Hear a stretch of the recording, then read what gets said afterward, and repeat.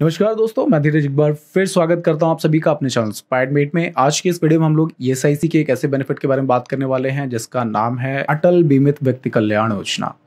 Guys, ये जो benefit है इस time during this pandemic, during this lockdown काफ़ी ज़्यादा पॉपुलैरिटी गेन कर रहा है। उसका रीज़न ये है कि ड्यूरिंग दिस पैंडेमिक काफ़ी लोगों ने अपनी अपनी नौकरियाँ गंवा दी हैं, काफ़ी लोगों की जॉब्स चली गई हैं और ईएसआईसी का ये जो बेनिफिट है वो एक संजीवनी की तरह काम कर रहा है उन लोगों के लिए जिनकी नौकरियां चली गई हैं। नौकरी जाने की वजह से उनकी लाइफ में जो फाइनेंशियल डिस्ट्रेस आया है, पैसे की जो कमी आई है, उसको पूरा करने के लिए ईएसआईसी ने इस बेनिफिट को एक्सटेंड किया है। When I am saying extend किया है तो उसका रीजन ये है कि ये जो बेनिफिट है एक्चुअल में जुलाई 2020 में खत्म हो चुका था और ईएसआईसी ने इस पैंडेमिक को ध्यान में रखते हुए इस बेनिफिट को फिर से एक्सटेंड किया है with enhanced rate. When I'm saying enhanced rate, मतलब जो नॉर्मली जो बेनिफिट रेट था उससे ज्यादा ईएसआईसी इस टाइम ड्यूरिंग दिस पैंडेमिक इस बेनिफिट को पे कर रहा है एम्प्लॉइज को। तो यही सारी चीजें आज हम डिस्कस करने वाले हैं इस वीडियो के अंदर में कि ये जो एनहांस बेनिफिट है वो किस रेट से मिलेगा, कितना मिलेगा, कब तक मिलेगा, कैसे अप्लाई कर सकते हैं और कौन कौन एम्प्लॉइज इसका बेनिफिट ले सकते हैं, एलिजिबिलिटी क्राइटेरिया क्या है। तो गाइस, अगर इस टॉपिक से रिलेटेड अगर कोई भी क्वेश्चन या डाउट आप लोगों के मन में हो तो आप लोग कमेंट सेक्शन में जाके क्वेश्चन कर सकते हैं और मैं आप लोगों को कोशिश करूंगा आंसर करने का। आइए शुरू करते हैं आज की इस वीडियो को।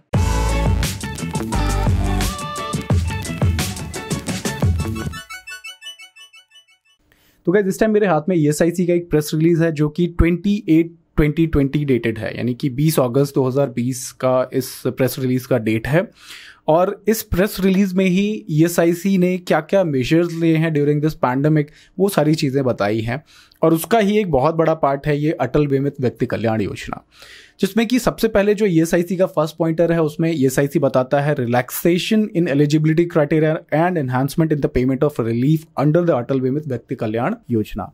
तो गाइस, इसमें जो सबसे पहले पॉइंटर में ईएसआईसी कह रहा है वो ये कह रहा है कि इस अटल बीमित व्यक्ति कल्याण योजना को ईएसआईसी ने अगले 1 साल के लिए फिर से एक्सटेंड कर दिया है। मतलब है कि ये जो बेनिफिट है वो जुलाई 2020 में खत्म हो चुका था, क्योंकि ये जो बेनिफिट है ये 24 जुलाई 2018 में ईएसआईसी पायलट बेस पे लेके आई थी, जो कि सिर्फ 2 साल के लिए था। यानी कि जब ये बेनिफिट लाया गया था इसकी एग्जिस्टेंस सिर्फ 2 साल के लिए ही थी, जो कि 24 जुलाई 2018 में अगर आया था, मतलब कि 24 जुलाई 2020 में ये बेनिफिट जो है वो खत्म हो गया था। और जब ये बेनिफिट खत्म हुआ है उसी टाइम में आप सभी को पता है कि हम लोग जो है अभी इस पैंडेमिक से जूझ रहे हैं और क्या क्या दुर्दशा हो रही है आप सभी को पता है, कितने लोगों ने नौकरियां गंवा दी। तो इस टाइम में ईएसआईसी को ये चीज समझ में आई कि ये परफेक्ट टाइम है इस बेनिफिट को एक्सटेंड करने का और इसीलिए ईएसआईसी ने ये प्रेस रिलीज निकाल के इस बेनिफिट को एक्सटेंड कर दिया। यानी कि जब ये जुलाई 2020 को खत्म हो गया था तो वहां पे एक प्रेस रिलीज ईएसआईसी ने निकाला और इस बेनिफिट को अगले 1 साल के लिए एक्सटेंड कर दिया। यानी कि अब ये जो अटल व्यक्ति बीमित कल्याण योजना है ये बेनिफिट जो है जून 2021 तक वैलिड है, यानी कि जून 2021 तक एम्प्लॉइज जो हैं इस बेनिफिट का फायदा उठा पाएंगे। तो यहाँ पे ईएसआईसी ने सिर्फ इस बेनिफिट को एक्सटेंड ही नहीं किया, 1 साल के लिए बढ़ाया ही नहीं है, इसको एनहांस्ड रेट से बढ़ाया है। यानी कि पहले जो नॉर्मल बेनिफिट मिलता था उससे ज्यादा बेनिफिट अब एम्प्लॉइज को मिलेगा। राइट गाइज, और उसी से रिलेटेड सारी चीजें आज हम डिस्कस करने वाले हैं इस वीडियो के अंदर। तो गाइज, जब ये ईएसआईसी का बेनिफिट एग्जिस्टेंस में आया था उस टाइम में इसके कुछ एलिजिबिलिटी क्राइटेरियाज थे। तो जब ये एग्जिस्टेंस में ये बेनिफिट आया था उस टाइम जो एलिजिबिलिटी क्राइटेरिया था, यानी कि एम्प्लॉइज अवेल कब कर सकते हैं इस बेनिफिट को, तो उसके कुछ कंडीशंस थे। पहला कंडीशन था कि एम्प्लॉइज एलिजिबल कब होंगे इस बेनिफिट को पाने के लिए। तो एलिजिबिलिटी का क्राइटेरिया था कि उनकी जॉब छूटने से पहले एम्प्लॉइज ने कम से कम 2 साल के पीरियड तक कंट्रीब्यूशन किया हो, यानी 2 साल के पीरियड तक वो ईएसआईसी में रजिस्टर्ड एम्प्लॉय रहे हों। जॉब छूटने से पहले 2 साल तक रजिस्टर्ड एम्प्लॉय हैं ईएसआईसी के अंदर, तो इसका मतलब वो एम्प्लॉय जो है एलिजिबल है ईएसआईसी में ये अटल बीमित व्यक्ति कल्याण योजना पाने के लिए। यानी कि अनएम्प्लॉयमेंट बेनिफिट जो यहाँ पे इस योजना के अंदर मिल रहा है उसके लिए वो एम्प्लॉय एलिजिबल है। यहाँ पे सिर्फ यही एलिजिबिलिटी क्राइटेरिया नहीं है, और कुछ कंडीशन है। 2 साल का एक इंश्योर्ड सर्विस के अंदर रहते हुए एम्प्लॉयज ने कम से कम हर एक कंट्रीब्यूशन पीरियड, यानी 2 साल में टोटल 4 कंट्रीब्यूशन पीरियड होते हैं, एम्प्लॉय ने हर एक कंट्रीब्यूशन पीरियड में कम से कम 78 दिन का कंट्रीब्यूशन किया हुआ होना चाहिए, तभी वो एम्प्लॉय जो है इस अनएम्प्लॉयमेंट बेनिफिट के लिए एलिजिबल होगा। अब मान लीजिए एम्प्लॉय अगर एलिजिबल हो गया तो there was a wait period of 3 months. यहाँ पे एम्प्लॉइज को जॉब छूटने के 3 महीने बाद ही एम्प्लॉय जो है इस बेनिफिट के लिए अप्लाई कर सकते थे और इस बेनिफिट को अवेल कर सकते थे। तो यहाँ पे ईएसआईसी ने एलिजिबिलिटी क्राइटेरिया में भी कुछ रिलैक्सेशन एम्प्लॉइज को दिया है। वो रिलैक्सेशन क्या है, जहां पहले प्रीवियस 4 कॉन्जिक्यूटिव कंट्रीब्यूशन पीरियड्स के अंदर एम्प्लॉइज को मिनिमम 78 डेज का कंट्रीब्यूशन करना पड़ता था, वहां अब एम्प्लॉयज ने जॉब छूटने के इमीडिएट पिछला जो कंट्रीब्यूशन पीरियड था उसमें कम से कम 78 दिन का कंट्रीब्यूशन किया होना चाहिए, प्लस प्रीवियस जो 3 कंट्रीब्यूशन पीरियड है उसमें किसी भी एक कंट्रीब्यूशन पीरियड में अगर 78 दिन का कंट्रीब्यूशन किया हुआ है तो वो एम्प्लॉय इस अटल बीमित व्यक्ति कल्याण योजना के अंदर अनएम्प्लॉयमेंट बेनिफिट पाने के लिए एलिजिबल है। तो पहला रिलैक्सेशन ये दिया है। दूसरा रिलैक्सेशन है कि पहले जो वेट पीरियड 3 महीने का था उस 3 महीने के वेट पीरियड को रिड्यूस करके अब ईएसआईसी ने सिर्फ 1 महीना कर दिया है, यानी कि अब जिन एम्प्लॉयज की जॉब छूटी है वो सिर्फ जॉब छूटने के 1 महीने बाद ही इस बेनिफिट के लिए अप्लाई कर सकते हैं। तो ये पहला रिलैक्सेशन है जो ईएसआईसी ने दिया है इस बेनिफिट को अवेल करने के लिए ड्यूरिंग दिस पैंडेमिक।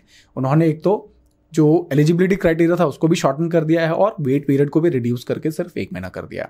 अब बात करते हैं बेनिफिट के ऊपर कि बेनिफिट कितना मिलेगा। तो गाइस इससे पहले का जो बेनिफिट क्राइटेरिया है वो ये था कि एम्प्लॉइज 3 महीने तक के ड्यूरेशन के लिए 25% of their average daily wages claim कर सकते हैं, यानी एम्प्लॉइज को 3 महीने तक 25% उनके एवरेज डेली वेजेस का अमाउंट क्रेडिट किया जाता था। ये 3 महीने का बेनिफिट मिलता था 25% ऑफ एवरेज डेली वेज, ये था पुराना रेट। अब ड्यूरिंग दिस पैंडेमिक जो ईएसआईसी ने एनहांस रेट दिया वो है 50% of average daily veg. 50% of average daily wages 3 महीने के ड्यूरेशन के लिए एम्प्लॉइज क्लेम कर सकते हैं ईएसआईसी से। तो यहाँ पे बेनिफिट को भी एनहांस कर दिया गया है। पहले जो बेनिफिट रेट था वो था सिर्फ 25% और अब जो बेनिफिट रेट है वो है 50% ऑफ एवरेज डेली वेज। तो यहाँ ईएसआईसी ने एक बहुत अच्छा काम किया है। लेकिन ये जो एनहांस बेनिफिट है वो सिर्फ 31 दिसंबर 2020 तक ही वैलिड है। उसके बाद जो जून 2021 तक है एम्प्लॉइज फिर भी अवेल कर पाएंगे इस बेनिफिट को, लेकिन अगेन पुराने बेनिफिट रेट से। पुराने बेनिफिट रेट के साथ तो मिलेगा, प्लस एलिजिबिलिटी कंडीशन भी पुरानी ही हो जाएगी। यानी कि अभी जो एम्प्लॉइज सिर्फ 2 कंट्रीब्यूशन पीरियड में 78 डेज का कंट्रीब्यूशन करके एलिजिबल हो रहे थे, वहां अगेन जो एलिजिबिलिटी क्राइटेरिया वो हो जाएगा हर एक कंट्रीब्यूशन पीरियड, यानी 4 कंट्रीब्यूशन में से मिनिमम 78 डेज का कंट्रीब्यूशन। अब यहाँ पे डिस्कशन पॉइंट ये है कि जो ईएसआईसी ने इस बेनिफिट को एक्सटेंड किया है वो किया है सिर्फ जून 2021 तक। अब उसके बाद क्या होगा? उसके बाद क्या ईएसआईसी अपने इस बेनिफिट को खत्म कर देने वाली है? दिसंबर 2020 में ही ईएसआईसी फिर एक मीटिंग करेगी और उस मीटिंग में फाइनलाइज करने वाली है इस बेनिफिट से रिलेटेड कि इस बेनिफिट को ये खत्म किया जाएगा या और आगे एक्सटेंड किया जाएगा। और जैसे ही अगर इसमें कुछ भी लेटेस्ट अपडेट आता है तो मैं आप सभी को एक नई वीडियो बना के जरूर इन्फॉर्म कर दूंगा और आप लोगों को आगाह कर दूंगा। आई होप आप लोगों को वीडियो पसंद आई होगी। अगर आपको ये वीडियो पसंद आई है तो I would request you all की प्लीज इस वीडियो को ज्यादा से ज्यादा शेयर करें सो दैट जितने भी लोग इस बेनिफिट को अवेल करना चाहते हैं वो सारे अवेल कर सकें। तब तक के लिए guys thank you so much, have a good day, bye bye.